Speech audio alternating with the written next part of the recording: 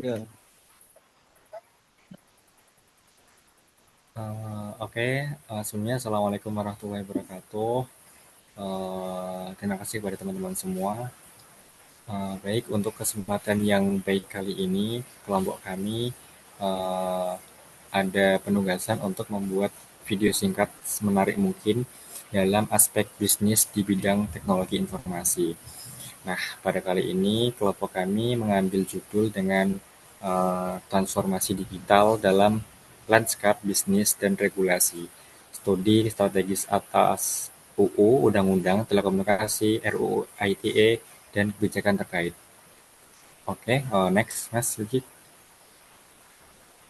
Kami kelompok 2 yang beranggotakan saya sendiri, Dimas Yoga Eka Prasetya, dengan NIM C2C021022, dan ada rekan saya Mbak Fani Diasari dengan NIM C2C021054, dan rekan kami juga Mas Muhammad Widik dengan NIM C2C021053.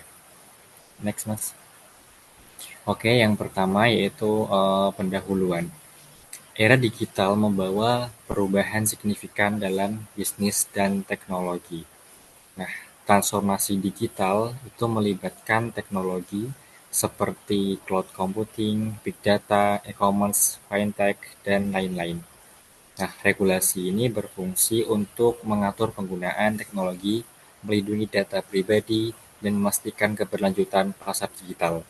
Nah, transformasi digital tidak hanya mengubah cara perusahaan beroperasi, tetapi juga cara konsumen berinteraksi. Regulasi yang efektif itu diperlukan untuk melindungi keamanan dan hak-hak digital dari masyarakat. Next, Mas. Yang kedua, itu membahas terkait tujuan. Jadi tujuan presentasi dari kami di antaranya yaitu yang pertama mengidentifikasi dampak transformasi digital terhadap dunia bisnis dan ekonomi. Kemudian memahami peran undang-undang dalam mendukung perkembangan teknologi informasi dan juga menganalisis tantangan dan peluang yang dihadapi dalam era digital ini. Dalam presentasi ini, kami akan mengeksplorasi bagaimana Undang-Undang Telekomunikasi dan RUU ITE ini berperan dalam mendukung perkembangan bisnis di era digital dan tantangan yang dihadapi dalam menerapkan regulasi. Next, Mas. Nah, selanjutnya yaitu transformasi bisnis di era digital.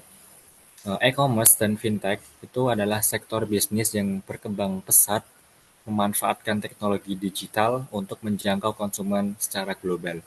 Nah, menggunakan teknologi besar seperti cloud computing memungkinkan perusahaan untuk mengelola data lebih efisien. Nah, bisnis semakin bergantung pada data untuk mengambil keputusan yang tepat dan tepat.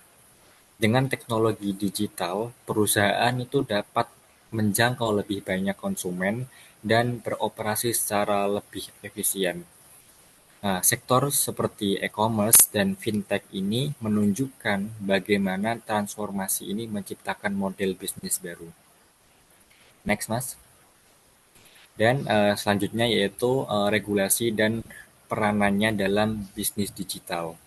Undang-Undang Telekomunikasi atau Undang-Undang Nomor 36 Garis tahun 1999 itu mengatur penyelenggaraan telekomunikasi di Indonesia, memastikan akses dan infrastruktur yang merata.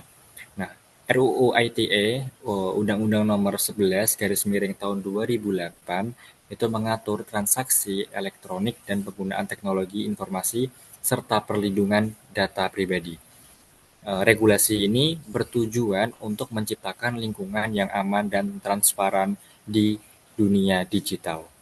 Nah, regulasi seperti Undang-Undang Telekomunikasi ini itu berperan penting dalam menciptakan ekosistem digital yang aman, transparan, dan adil.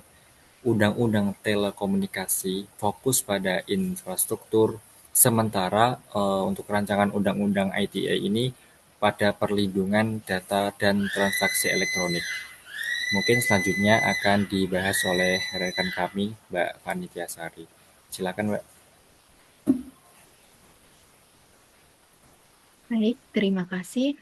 Di sini untuk slide selanjutnya yaitu studi kasus Undang-Undang Telekomunikasi, di mana pada Undang-Undang Nomor 36 Tahun 1999 tentang telekomunikasi mengatur aspek dasar penyelenggaraan telekomunikasi termasuk kebijakan tentang pembangunan jaringan dan sistem telekomunikasi. Di sini dampak U ini adalah pembangunan jaringan internet yang merata di Indonesia, meskipun masih ada tantangan terkait kualitas dan akses di daerah terpencil. Studi kasus pada tahun 2020, Telkomsel memperluas jangkauan layanan 4G ke wilayah-wilayah 3T, yaitu terluar, terdepan, dan tertinggal. Pembangunan infrastruktur telekomunikasi ini terfasilitasi dengan adanya Undang-Undang Nomor 36 Tahun 1999 tentang telekomunikasi yang mendukung pemerataan jaringan telekomunikasi di seluruh Indonesia. Meskipun tantangan dalam kualitas layanan tetap ada, terutama di daerah terpencil. Inisiatif ini menunjukkan komitmen pemerintah dan operator dalam menghadirkan akses telekomunikasi yang merata. Di sini eh, UU Telekomunikasi berperan dalam mendorong pembangunan infrastruktur telekomunikasi di Indonesia. Namun, tantangan pemerataan kualitas layanan di daerah terpencil tetap perlu mendapatkan perhatian lebih, terutama dalam hal kecepatan dan kualitas sinyal. Next, Mas. Kemudian studi kasus RUU ITE. Di sini Undang-Undang Nomor 11 Tahun 2008 tentang Informasi dan Transaksi Elektronik mengatur tentang transaksi digital, penggunaan internet, dan perlindungan data pribadi. Regulasi ini menjadi landasan hukum untuk mengatasi masalah kejahatan cyber seperti penipuan online dan penyalahgunaan data.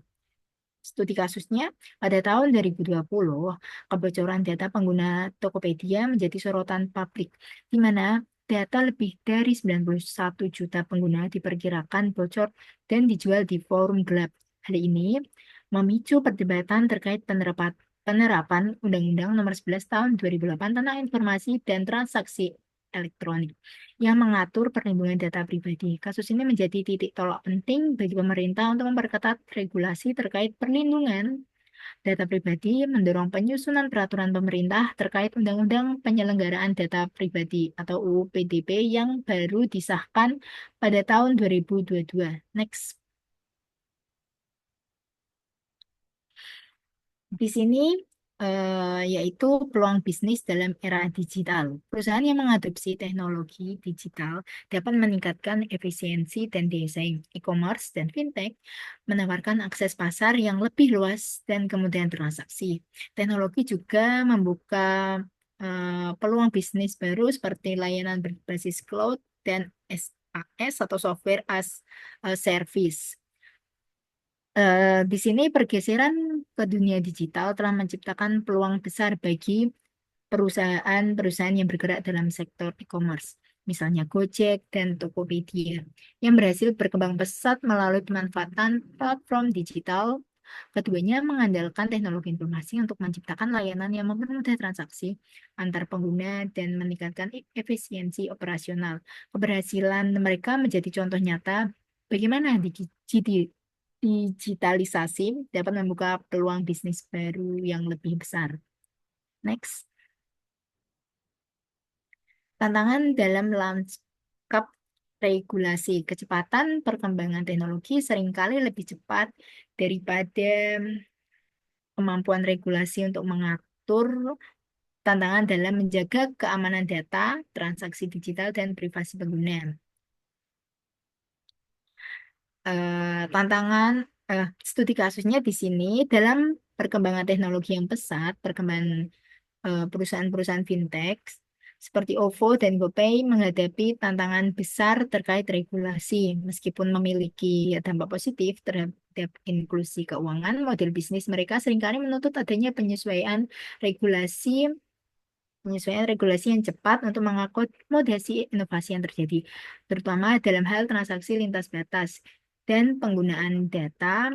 Dalam hal ini, penerapan regulasi yang adaptif seperti yang dijanjikan dalam RUU Fintech sangat diperlukan. Regulasi seringkali tertinggal dari kecepatan inovasi teknologi. Oleh karena itu, diperlukan pembaruan regulasi secara berkala untuk menyeimbangkan perlindungan konsumen dan peluang inovasi yang ada di sektor digital.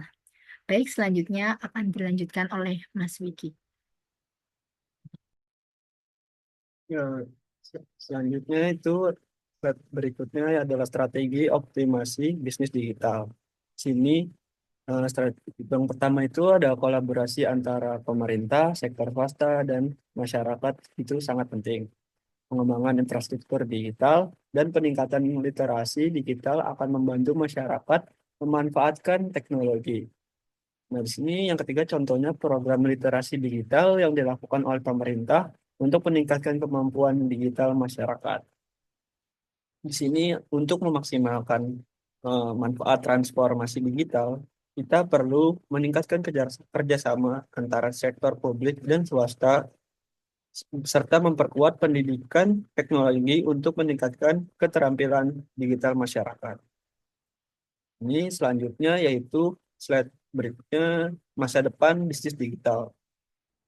Di sini yang pertama itu ada teknologi baru seperti AI, blockchain, dan IoT atau Internet of Things akan semakin mendominasi dunia bisnis. Eh, Yang kedua itu adalah perusahaan yang mengadopsi teknologi. Ini dapat meningkatkan efisiensi dan membuka peluang baru. Sini ada kasusnya itu implementasi blockchain untuk meningkatkan transparansi di sektor keuangan dan logistik. Ini studi kasusnya yaitu contohnya adalah perusahaan-perusahaan yang mengadopsi blockchain untuk meningkatkan efisiensi operasional adalah contoh nyata dari masa depan bisnis digital. Bank Negara Indonesia (BNI) misalnya telah menggunakan teknologi blockchain untuk transaksi antar bank yang lebih transparan dan efisien.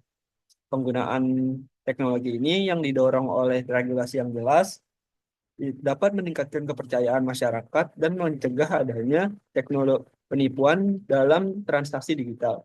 Masa depan bisnis digital sangat bergantung pada adopsi teknologi baru seperti blockchain, AI, dan IoT.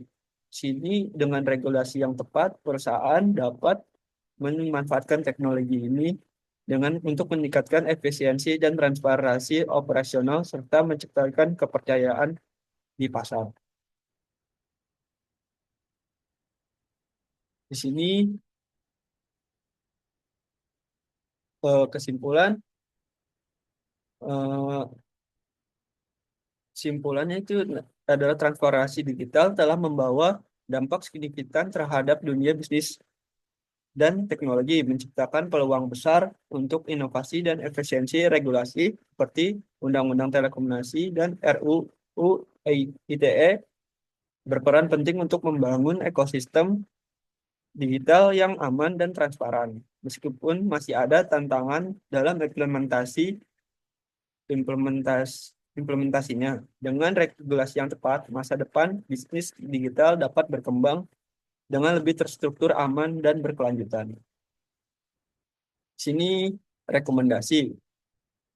Yang pertama itu ada pembaruan regulasi secara berkala untuk mengimbangi perkembangan teknologi. Yang kedua, pemerintah harus terus mendukung inovasi sambil menjaga perlindungan data pribadi.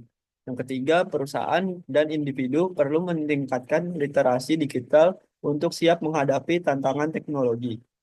Nah, di sini ada studi kasusnya, yaitu kita dapat melihat contoh-contoh negara maju seperti Singapura yang telah berhasil mengimplementasikan kebijakan digital nasional yang mengintegrasikan teknologi dan regulasi dengan baik. Eh, Indonesia perlu terus memperbarui regulasi yang ada. Singapura berhasil menjaga keseimbangan antara kemajuan teknologi dan perlindungan hak-hak digital masyarakat yang bisa menjadi acuan untuk kebijakan di Indonesia. Rekomendasi utama adalah untuk memperbarui regulasi secara berkala dan meningkatkan kolaborasi antara sektor publik dan swasta agar Indonesia bisa mengikuti perkembangan teknologi dan memanfaatkan peluang bisnis digital tanpa mengabaikan aspek perlindungan data dan privasi. Sekian dari kelompok saya. Eh, Kurang lebihnya mohon maaf. Wassalamualaikum warahmatullahi wabarakatuh.